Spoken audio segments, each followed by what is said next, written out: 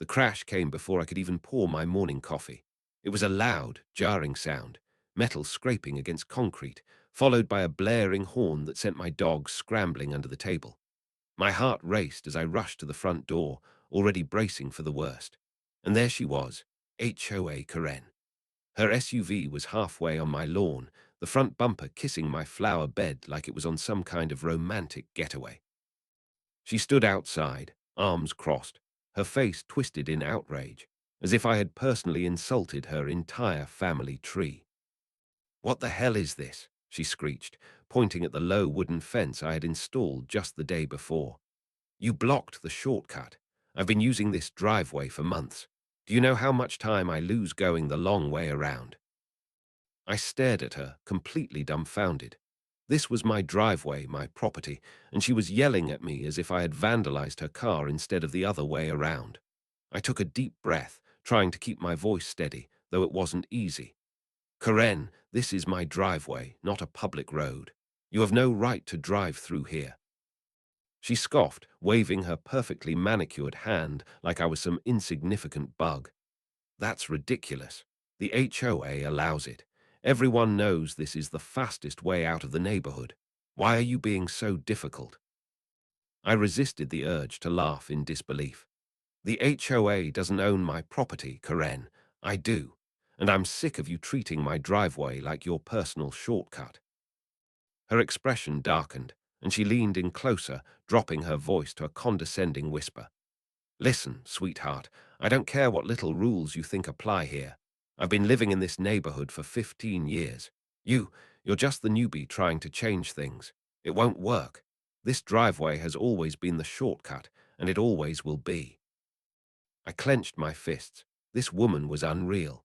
For months I'd dealt with her nonsense, watching a car speed through my property, tearing up my gravel path without a second thought.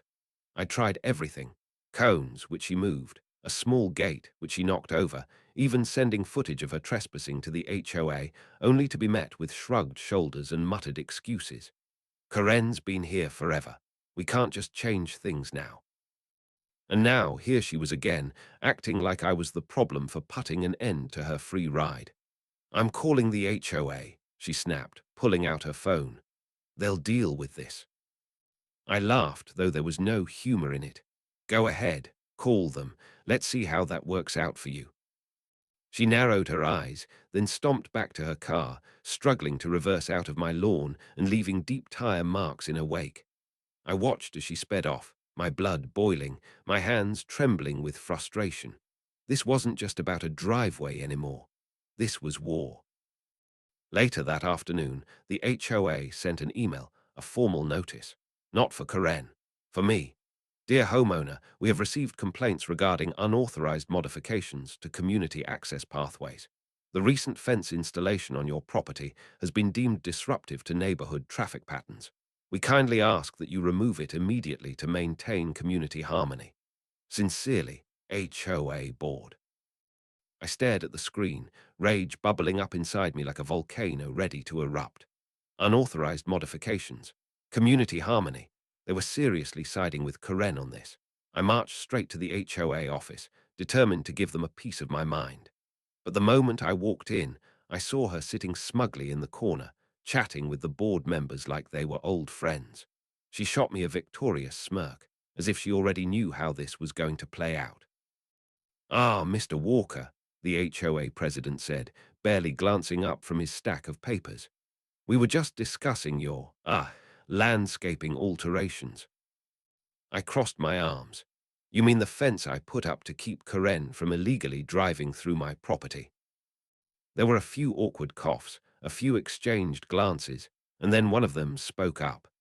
"It's just that, well, Karen has been using that path for years. It's sort of a neighborhood tradition." I couldn't believe what I was hearing. "So let me get this straight. My property is apparently community property now. She has no right to use my driveway." Another nervous glance between the board members. The president cleared his throat. "Well, technically no, but nothing," I cut in. "You're telling me she gets to destroy my lawn, endanger my family, and you're siding with her because of some tradition." Karen gave a fake little laugh. Oh, come on. It's just a little shortcut. You're being dramatic.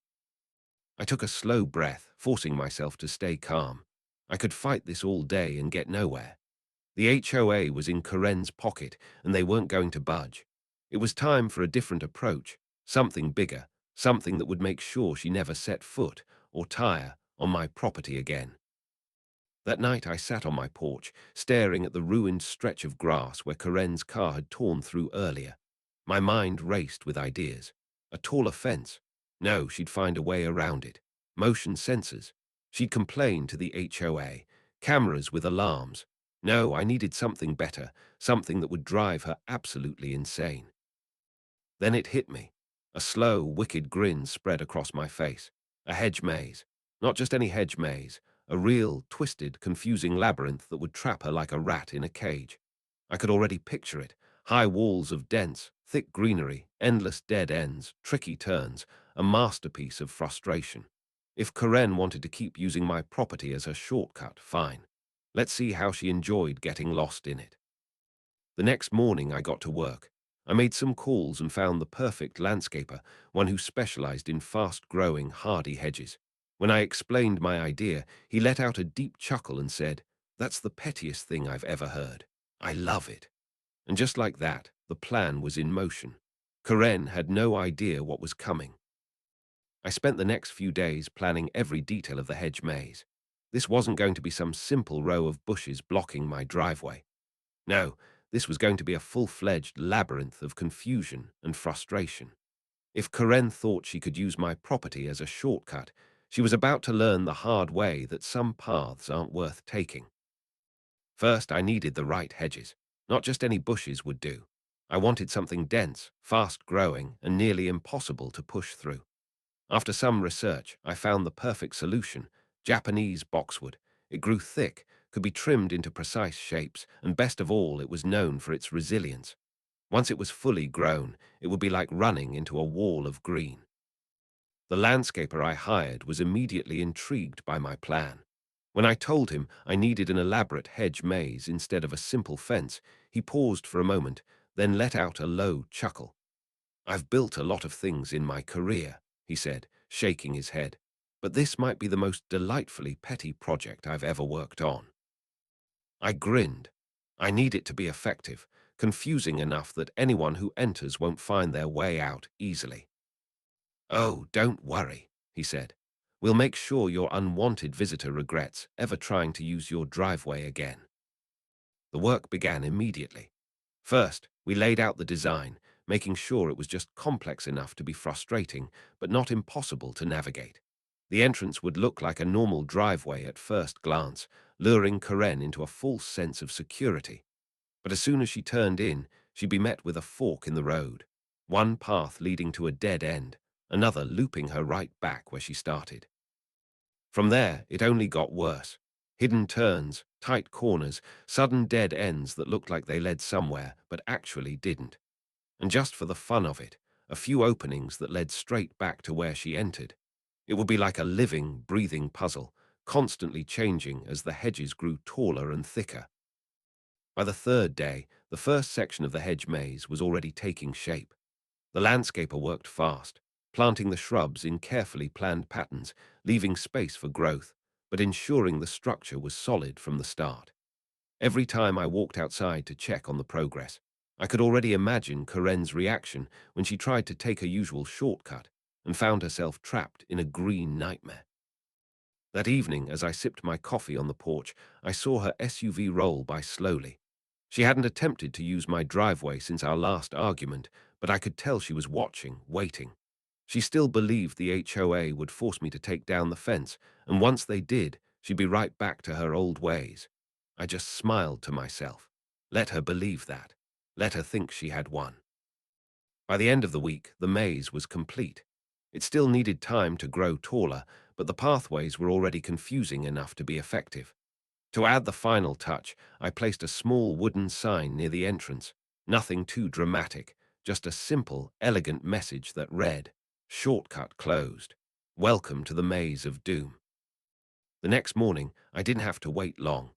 I was inside enjoying my breakfast when I heard the familiar sound of Karen's SUV. The low rumble of the engine, the confident way she always sped into my driveway like she owned it.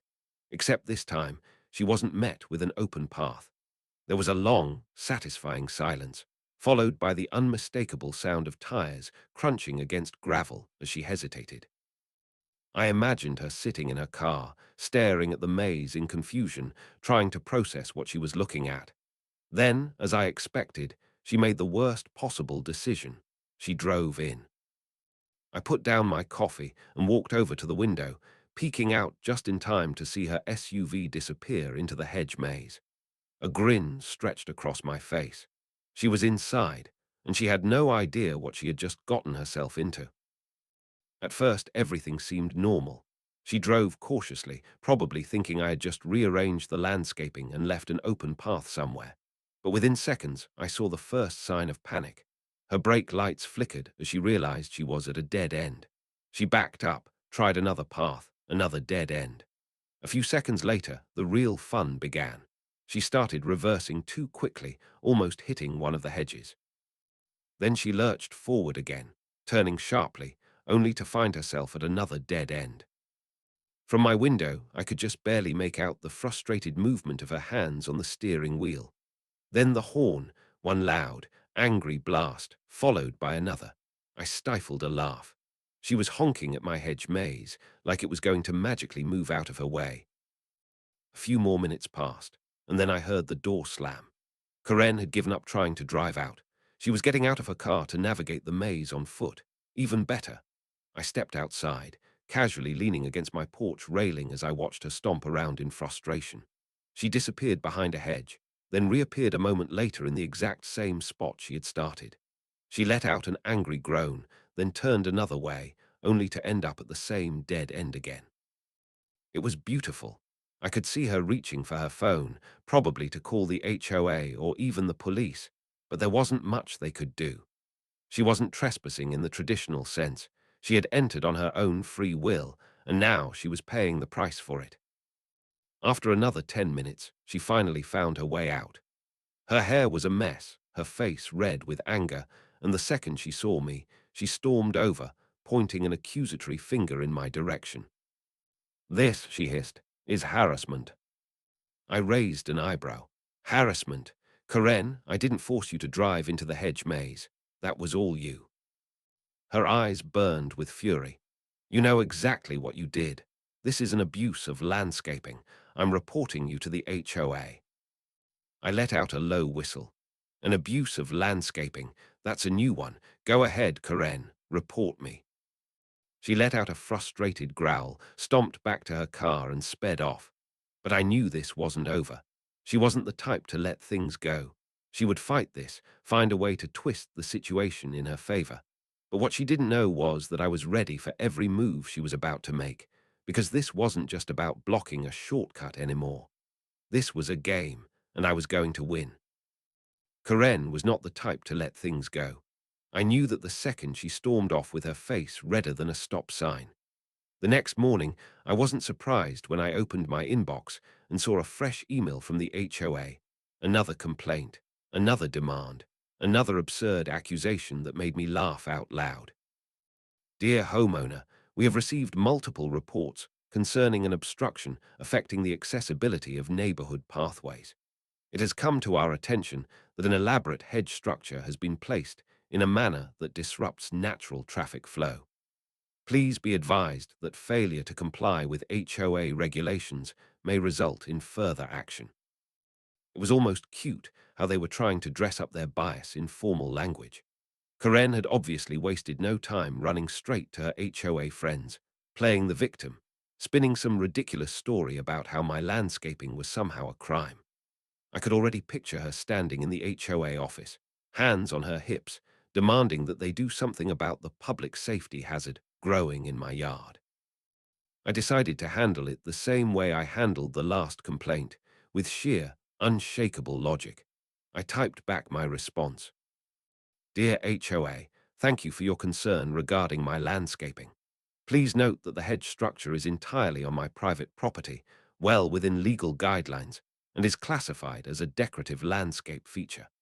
I appreciate the HOA's dedication to neighborhood aesthetics, and I assure you that the hedge maze enhances the visual appeal of my property while respecting all zoning laws. I look forward to your response. I sent it and leaned back, sipping my coffee. They had no real authority over this. The HOA wasn't some supreme court of the neighborhood. They had rules, sure, but they couldn't dictate what I did on my own land, and I was going to make sure they knew that. Karen, however, was far from done. That afternoon, I was outside trimming some of the hedges when I saw her standing at the end of her driveway, glaring at me like she was trying to burn holes through my skull with her eyes. I ignored her, whistling as I worked, but I could feel her presence like an annoying fly buzzing in the background. Then, like clockwork, she marched over, her heels clicking dramatically against the pavement. "This is ridiculous," she snapped, crossing her arms. "You think you're clever, don't you?" I smiled. "I do actually, thanks for noticing." Her nostrils flared. "The HOA is going to force you to take this stupid maze down." I shrugged. "Doubt it. Everything I did is within the rules." She took a deep breath, like she was trying to calm herself, then changed tactics. "Look, I don't want to fight with you. Let's just be reasonable adults. The shortcut has been there for years. People rely on it. You're making things difficult for everyone." I tilted my head. "Define everyone, because as far as I can tell, the only person upset about this is you." Her eye twitched. "You have no idea how much you're inconveniencing people." I gestured to the empty street. "Oh, yeah. Where's the angry mob, Karen? Where's the neighborhood outrage? Because all I see is one person mad that she can't cut through my yard anymore." She clenched her jaw so tightly I thought her teeth might crack. Then, without another word, she turned on her heel and stormed back into her house. That should have been the end of it, but Karen wasn't built to accept defeat. The very next day, I caught her standing at the maze entrance with a pair of garden shears in her hand, ready to hack her way through like some suburban Indiana Jones. I leaned against my porch and watched, sipping my drink like I was enjoying a live show. "Karen," I called out, "before you start a massacre, you might want to check the neighborhood rules about damaging someone else's property." She froze, her grip tightening on the shears. "This is obstruction," she argued, though there was a flicker of hesitation in her eyes. "I have every right." "Wrong," I interrupted. "That's destruction of private property. Pretty sure that's illegal." She hesitated for a moment, then huffed and stormed back inside. But I knew she was fuming, trying to figure out her next move. Later that evening, she escalated things in the most Karen way possible. She called the cops. I was inside watching TV when I saw the red and blue lights flash through my window. I sighed, already knowing what was coming. Sure enough, when I stepped outside, Karen was standing there, smug as ever, with two officers looking mildly confused. "Officers," she began, her voice dripping with false politeness, "thank you for coming. I'd like to report an obstruction of community access." One of the officers turned to me, raising an eyebrow.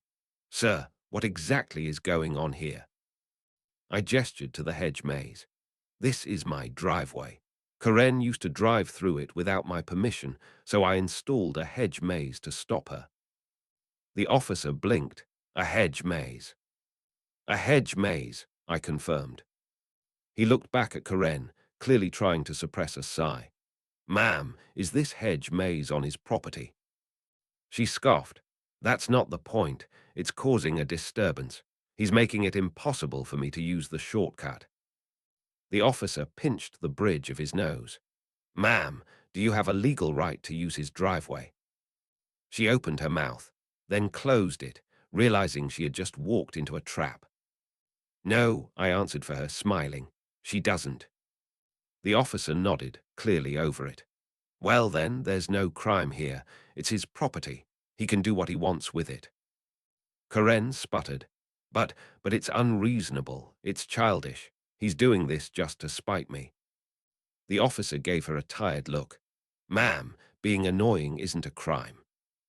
I had to bite my lip to keep from laughing. Karen, realizing she had lost yet again, crossed her arms and let out a dramatic huff. "Fine, whatever.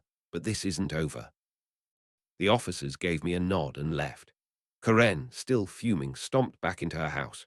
I went inside, stretched out on my couch, and grinned up at the ceiling. The hedge maze had done its job. It had trapped her, frustrated her, and now it had even wasted her time by bringing in the cops for nothing. But I knew this wasn't over, not with someone like Karen. She wasn't just angry, she was desperate. And desperate people, they always made things worse for themselves. The next morning, I expected Karen to be quiet, maybe even sulking, after her failed attempt with the cops. But I had underestimated her ability to escalate things beyond logic. Instead of backing down, she did what any entitled HOA tyrant would do. She went straight for the nuclear option. At exactly 9 a.m., I heard a knock on my door, followed by an all-too-familiar voice barking orders. When I opened the door, there stood the HOA president, Mr. Dunlap, a stiff-looking man in his 60s with thinning hair and a clipboard tucked under his arm.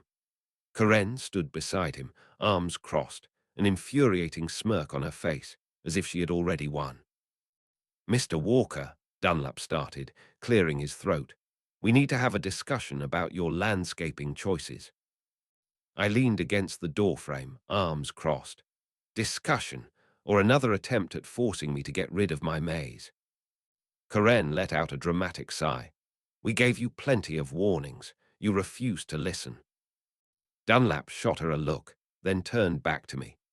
"The HOA has voted. Your hedge maze is considered an unauthorized obstruction, and we are issuing a formal demand for its removal." I stared at him, then at Karen, who looked like she had just won an Olympic gold medal in pettiness. "An unauthorized obstruction," I repeated, unable to hold back a laugh. "That's interesting, because last I checked, my property isn't owned by the HOA. Dunlap shifted, clearly uncomfortable. "Well, technically that's true, but HOA guidelines allow us to enforce regulations that affect the overall flow and safety of the neighborhood." "Safety," I echoed. "Please tell me how a bunch of hedges is a safety issue." Karen jumped in, her voice dripping with fake concern. "Oh, I don't know. Maybe the fact that someone could get lost in it. Or worse, what if emergency vehicles need access? You're creating a hazard." I let out a slow breath, resisting the urge to roll my eyes. "Let me get this straight. You're worried about an emergency vehicle needing to use my private driveway, because I'm pretty sure that's not how public roads work." Dunlap straightened his shoulders. "This isn't up for debate. You have 1 week to remove the maze, or you'll be fined." I smiled. "And what if I refuse?" Karen's smirk widened. "Then the HOA will take legal action. And trust me, you don't want to go up against us." I nodded slowly, pretending to consider their threat. Then, without another word, I reached inside my house, grabbed a folder, and handed it to Dunlap. He frowned, flipping it open. His expression changed almost instantly as he scanned the papers. What is this?" he stammered. "Property zoning laws," I said casually. "City landscaping regulations. A formal statement from a lawyer confirming that, since my hedge maze is decorative landscaping and doesn't exceed the city's height restrictions, it is completely legal and untouchable by the HOA." Dunlap's face paled slightly as he read through the documents. Karen, on the other hand, looked like she had just swallowed a lemon. "No," she muttered, shaking her head. "No, this isn't right. The HOA has authority. Only over shared spaces," I cut in. "Not over privately owned land, and certainly not over a hedge maze that is fully compliant with city ordinances." Dunlap let out a slow breath, clearly trying to figure out a way around it, but there wasn't one. I had made sure of that. Finally, he closed the folder and sighed. "We'll have to review this." "Take your time," I said cheerfully. "But just so we're clear, if you try to find me over this, I will be the first to take legal action against the HOA for harassment." Karen looked like she was about to explode. Dunlap muttered something under his breath, then turned and walked away. Karen, however, lingered, her nails digging into her arms as she stared at me. "This isn't over," she hissed. I grinned. "Oh, I'm counting on that." She stomped off, her heels clicking angrily against the pavement. I shut the door, shaking my head. She was furious, humiliated, and now backed into a corner. There was no way she was going to let this go. And I was right. 2 days later, I caught her outside my maze again. But this time, she wasn't alone. She had hired a landscaping company. I stepped outside just as two workers were unloading equipment from a truck. Karen spotted me and smirked. "Oh, good, you're here. This will save us time." I folded my arms. "And what exactly are you doing?" She waved a hand at the workers. "I've hired professionals to remove this mess. You had your fun, but it's time to be an adult about this." I let out a laugh. "Wow, you really don't get it, do you?" She turned to the workers. "Go ahead, boys." One of them hesitated. "Ma'am, are you the property owner?" Karen's smugness flickered. "I'm on the HOA board." The landscaper frowned. "That's not what I asked." I decided to put her out of her misery. "She's not the owner. I am." The workers exchanged glances. Then one of them turned back to Karen. "Yeah, sorry, ma'am, but we can't do anything without the owner's permission."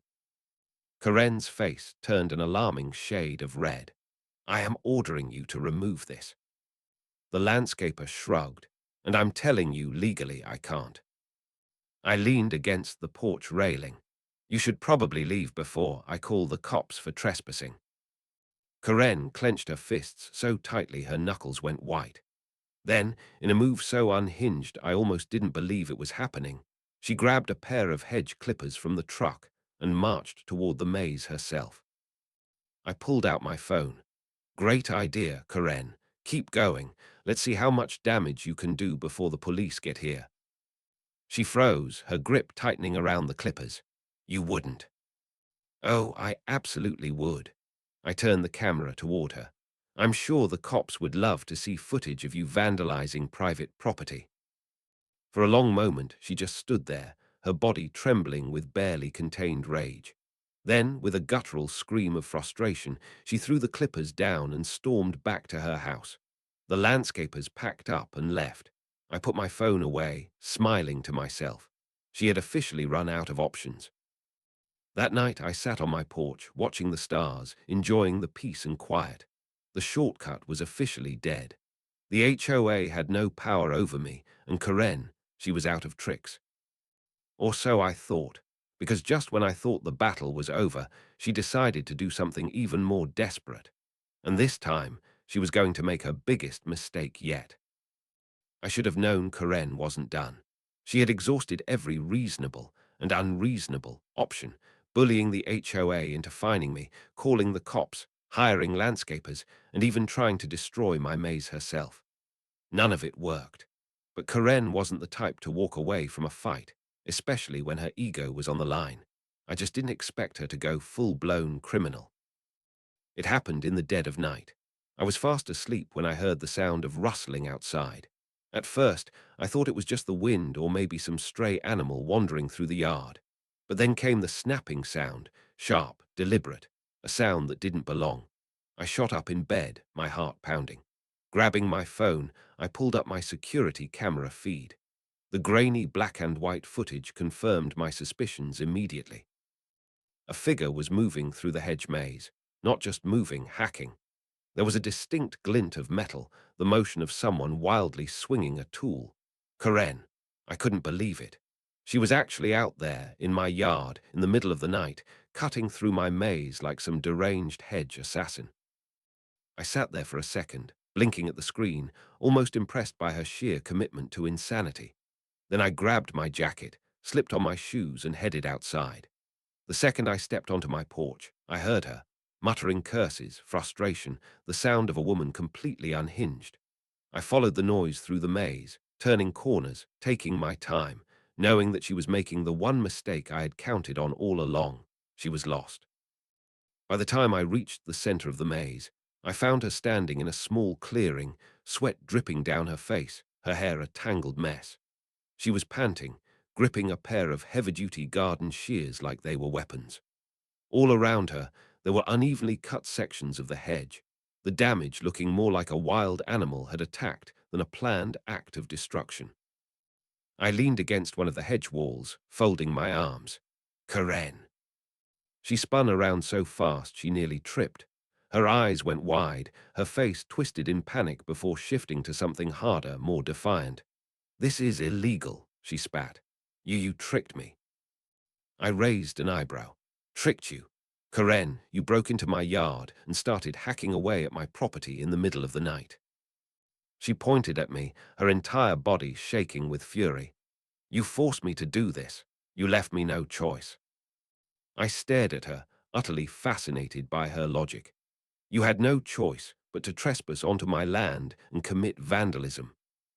She blinked rapidly, as if trying to process how ridiculous that sounded. "You don't understand," she finally muttered. "That shortcut has been there forever. You think you can just move in and take it away." I sighed. "Karen, it was never yours. It's my property." Her jaw clenched. "This isn't over." I pulled out my phone and held it up so she could see the screen. The camera app was open, still recording. "Oh, I think it is." The color drained from her face. She looked from the screen to the shears in her hand, then back at the hedge walls surrounding us. Her breathing turned ragged. She was stuck, caught red-handed. There was no way out. And then, in true Karen fashion, she tried to run. She took off down the maze, but her own destruction had only made things worse for her. In her attempt to chop her way through, she had made the pathways even more confusing. Dead ends that shouldn't have existed, twisted corners that led nowhere. It was a disaster of her own making. I followed at a leisurely pace, not rushing, letting her wear herself out. I could hear her grunting, cursing under her breath, her frustration mounting with every wrong turn. Finally, after what felt like a full 5 minutes of her running in circles, she burst out of the maze and collapsed onto my driveway, gasping for air. I walked up behind her, holding up my phone again. "So, should I call the cops, or do you want to do it yourself?" She groaned, rolling onto her back, staring up at the sky like the universe had personally betrayed her. "This isn't fair," she whispered. I almost felt bad, almost. But then I remembered the months of entitlement, the threats, the attempts to bully me, the sheer audacity of her actions. No, she had earned this. I called the cops. By the time they arrived, Karen had pulled herself together just enough to try and play the victim. "I was confused," she told them. "I got lost. I didn't mean to destroy anything." I wordlessly handed them my phone, playing back the footage of her chopping away at my hedges with pure, unfiltered rage. The officers exchanged glances. One of them sighed. "Ma'am, you're under arrest for trespassing and property damage." Karen's eyes widened. "You can't be serious." "Ma'am, we have video evidence of you cutting through this man's hedges at 2 a.m. Her mouth opened, then closed, then opened again. For once in her life, she was speechless. They cuffed her and put her in the back of the squad car. As they drove away, I let out a long, satisfied breath. The war was over. The next few days were glorious. The HOA, now publicly embarrassed, scrambled to distance themselves from Karen. She was removed from the board, her reputation in ruins. Without her constant interference, the neighborhood actually became more peaceful. Even better, my hedge maze became something of a local attraction. Kids started using it as a play area, families came by to take pictures, and some of the neighbors even asked me for tips on how to build their own hedge structures. Then came Halloween. I had originally built the maze as a form of revenge, but now it had another purpose. I decked it out with spooky decorations, added some fog machines, and turned it into the perfect haunted maze for trick-or-treaters. People loved it. Word spread, and soon my house was the highlight of the neighborhood. Karen, on the other hand, stayed quiet. After her arrest, she kept to herself, avoiding eye contact whenever she passed my house.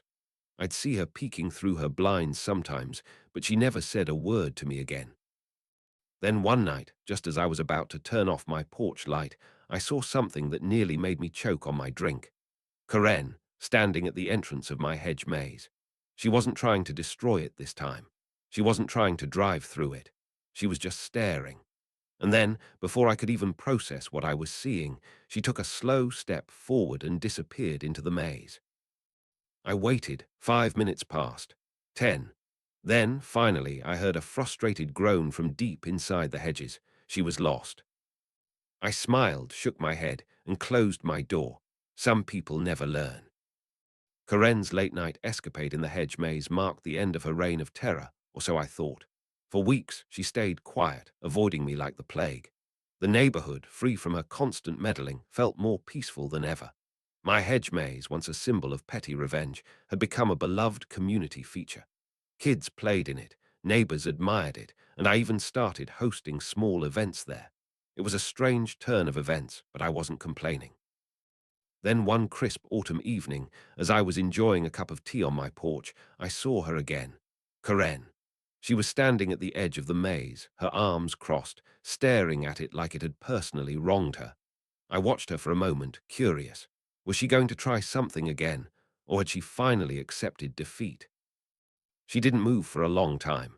Then, slowly, she stepped forward and disappeared into the maze. I raised an eyebrow. This was new. I grabbed my jacket and followed her, keeping a safe distance. If she was up to something, I wanted to be ready. The maze was quiet, the only sound the crunch of leaves underfoot. I could hear her muttering to herself, her voice low and frustrated. She was lost, again. I couldn't help but smile. Some people never learn. I followed her through the twists and turns, watching as she grew more and more agitated. She tried one path, hit a dead end, backtracked, and tried another. It was like watching a mouse in a trap, scurrying around with no idea how to escape. Finally, after what felt like an eternity, she stumbled out of the maze, her face red, her hair a mess. She looked around, spotted me, and froze. "Enjoying the maze?" I asked, leaning against a hedge. She glared at me. "This is ridiculous. You're ridiculous." I shrugged. "It's just a maze, Corinne. No one's forcing you to go in." She clenched her fists. "You think you're so clever, don't you? Building this monstrosity just to spite me." I tilted my head. "Actually, I built it to protect my property. The fact that it spites you is just a bonus." She opened her mouth to retort, then closed it, clearly realizing she had no comeback.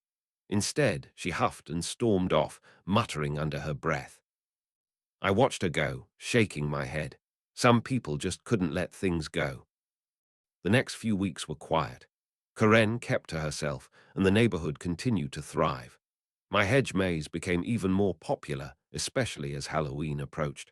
I decided to go all out, decorating it with spooky lights, fake cobwebs, and even a few animatronic surprises. It was a hit. Kids loved it, parents loved it, and even a few of the neighbors pitched in to help. Then, on Halloween night, something unexpected happened. I was inside, handing out candy to a group of trick-or-treaters when I heard a commotion outside. I stepped onto the porch and saw a crowd gathered near the maze. At first, I thought it was just part of the festivities, but then I heard the shouting. "Help, someone help." I rushed over, pushing through the crowd. There in the middle of the maze was Corinne. She was stuck, literally. One of the animatronic props, a giant spider, had malfunctioned and wrapped its fake web around her. She was flailing, trying to free herself, but only making it worse. I couldn't help it. I laughed. It was too perfect. "Corinne," I called out, trying to keep a straight face. "Need a hand." She glared at me. "This is your fault." I raised an eyebrow. "My fault? You're the one who decided to wander into the maze again." She huffed. "Just get me out of here." I sighed and stepped forward, carefully untangling her from the web. The crowd watched, some laughing, others whispering. Corinne's face was bright red, but she didn't say a word. Once she was free, she brushed herself off and stormed away, muttering under her breath. I watched her go, shaking my head. Some people never learn. The rest of the night went smoothly. The maze was a hit, and everyone had a great time. As the last of the trick-or-treaters left, I sat on my porch, enjoying the quiet. It had been a long night, but a good one. Then, just as I was about to head inside, I saw her again. Corinne. She was standing at the edge of the maze, staring at it like it was some kind of puzzle she couldn't solve. I watched her for a moment, curious. What was she up to now? She didn't move for a long time. Then, slowly, she stepped forward and disappeared into the maze. I sighed. Here we go again. I followed her, keeping a safe distance. She wandered through the twists and turns, muttering to herself, growing more and more frustrated. Finally, after what felt like an eternity, she stumbled out of the maze, her face red, her hair a mess. "Enjoying the maze?" I asked, leaning against a hedge. She glared at me. "This is ridiculous. You're ridiculous." I shrugged. "It's just a maze, Karen. No one's forcing you to go in." She clenched her fists. "You think you're so clever, don't you? Building this monstrosity just to spite me." I tilted my head. "Actually, I built it to protect my property. The fact that it spites you is just a bonus." She opened her mouth to retort, then closed it, clearly realizing she had no comeback. Instead, she huffed and stormed off, muttering under her breath. I watched her go, shaking my head. Some people just couldn't let things go. Karen's obsession with the maze didn't end after Halloween. If anything, it seemed to grow stronger. She was like a moth to a flame, unable to resist its pull, no matter how many times it burned her.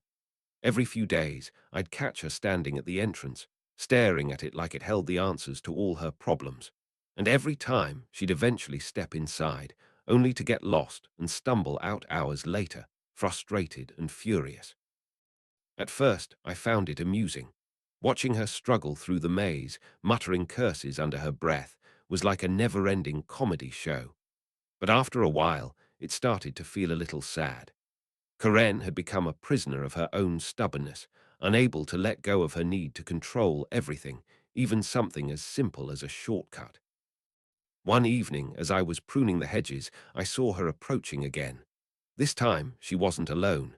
She had a notebook in her hand and a determined look on her face. I raised an eyebrow. What was she up to now? She didn't even acknowledge me as she walked past, her eyes fixed on the maze. She stepped inside, notebook in hand, and started scribbling furiously. I followed at a distance, curious. Was she mapping the maze? I watched as she moved through the twists and turns, marking down every dead end and wrong turn. It was almost impressive, the level of detail she was putting into it. But the maze was designed to be confusing, and no matter how hard she tried, she kept getting lost. After about an hour, she stumbled out, her notebook filled with scribbles and crossed-out lines. She looked up and saw me standing there, leaning against a hedge. "Enjoying yourself?" I asked. She glared at me. "This maze is impossible." I shrugged. "It's not impossible, it's just challenging." She huffed. "You did this on purpose. You made it impossible to solve." I tilted my head. "Actually, I made it to protect my property. The fact that it's challenging is just a bonus." She clenched her fists. "You think you're so clever, don't you?" I smiled. "I do actually, thanks for noticing." She opened her mouth to retort, then closed it, clearly realizing she had no comeback. Instead, she huffed and stormed off, muttering under her breath. I watched her go, shaking my head. Some people just couldn't let things go. The next day, I found a letter in my mailbox. It was from Karen. I opened it, curious. "Dear neighbor, I demand that you remove the hedge maze immediately. It is a hazard to the community and an eyesore to the neighborhood. If you do not comply, I will be forced to take further action. Sincerely, Karen." I couldn't help but laugh. Karen was still trying to bully me into submission, even after everything that had happened. I crumpled up the letter and tossed it in the trash. She could demand all she wanted, but I wasn't going to budge. A few days later, I saw her again. This time, she was carrying a pair of hedge clippers. I stepped outside, ready to intervene if she tried anything, but she didn't. Instead, she just stood there, staring at the maze, the clippers hanging limply at her side. "Karen," I called out, "what are you doing?" She turned to me, her face a mix of frustration and defeat. I just want to understand it." I raised an eyebrow. Understand what? The maze, she said, her voice softer than I'd ever heard it. Why is it so hard? Why can't I figure it out? I sighed. Karen, it's not about figuring it out. It's about letting go. She frowned. Letting go. I nodded. You've spent so much time trying to control everything, my driveway, the HOA, even this maze. But sometimes you just have to accept that you can't control everything. Sometimes you have to let go. She stared at me for a long moment, her expression unreadable. Then, without a word, she turned and walked away, the hedge clippers still in her hand. I watched her go, wondering if she had finally understood. But deep down, I knew it wasn't that simple. Karen wasn't the type to let go. She was the type to hold on, no matter how much it hurt. Karen's obsession with the maze didn't end after our conversation. If anything, it seemed to intensify. She became a regular fixture at the entrance, standing there for hours, staring at the hedges like they held some kind of secret. Sometimes she'd step inside, only to emerge hours later, frustrated and exhausted. Other times, she'd just stand there, muttering to herself. I tried to ignore her, but it was hard. Her presence was like a dark cloud hanging over the neighborhood. The other neighbors started to notice, too. They'd whisper as they passed, casting worried glances in her direction, but no one dared to say anything. Karen had a reputation, and no one wanted to cross her. Then one day, something changed. I was outside, trimming the hedges when I saw her approaching. She looked different, calmer, more focused. She had a notebook in her hand and a determined look on her face. I watched as she stepped into the maze, her movements deliberate and precise. This time, she didn't get lost. She moved through the twists and turns with a confidence I hadn't seen before. It was like she had finally figured it out. I followed at a distance, curious. What was she up to? After about an hour, she emerged from the maze, a triumphant smile on her face. She looked up and saw me standing there. I did it, she said, holding up her notebook. I solved it. I raised an eyebrow. Solved what? The maze, she said, her voice filled with pride. I mapped it out. Every twist, every turn, I know it now. I stared at her, unsure of what to say. On one hand, I was impressed. The maze was designed to be confusing, and solving it was no small feat. On the other hand, I couldn't help but feel a little disappointed. The maze had been my way of standing up to her, of reclaiming my property, and now she had taken that away. But as I looked at her, I realized something. This wasn't about me anymore. It wasn't about the maze or the driveway or the HOA. This was about Karen. She had spent so much time trying to control everything, to bend the world to her will. And now, for the first time, she had found something she couldn't control, something that had forced her to adapt, to grow. I smiled. Congratulations. She nodded, her smile fading slightly. Thank you. There was a long silence as we stood there, the tension between us palpable. Then, finally, she spoke. I'm sorry, she said, her voice soft, for everything. I blinked, surprised. What? I'm sorry, she repeated, for trying to take your driveway, for calling the cops, for everything. I was wrong. I stared at her, unsure of how to respond. This was the last thing I had expected. Karen, apologizing, it felt like the world had turned upside down. I just wanted to win, she continued, her voice trembling slightly. I wanted to prove that I was right, but I was, and I'm sorry. I took a deep breath, letting her words sink in. Thank you, Karen, that means a lot. She nodded, her eyes filled with a mixture of relief and regret. Then, without another word, she turned and walked away. I watched her go, feeling a strange sense of closure. The war was over. Karen had finally let go. The next few weeks were quiet. Karen kept to herself, and the neighborhood felt more peaceful than ever. My hedge maze remained a popular attraction, but it no longer felt like a battleground. It was just a maze, a place for people to explore, to get lost, to find their way. One evening, as I was sitting on my porch, I saw Karen approaching again. She had a small potted plant in her hands. I raised an eyebrow as she walked up to me. I thought you might like this, she said, holding out the plant. It's a peace offering. I took the plant, surprised. Thank you, Karen. That's very kind of you. She nodded, a small smile on her face. I've been doing a lot of thinking, and I realized I don't want to be the person I was. I want to be better. I smiled. That's a good start. She nodded again, then turned and walked away. I watched her go, feeling a sense of hope. Maybe, just maybe, Karen had finally found her way.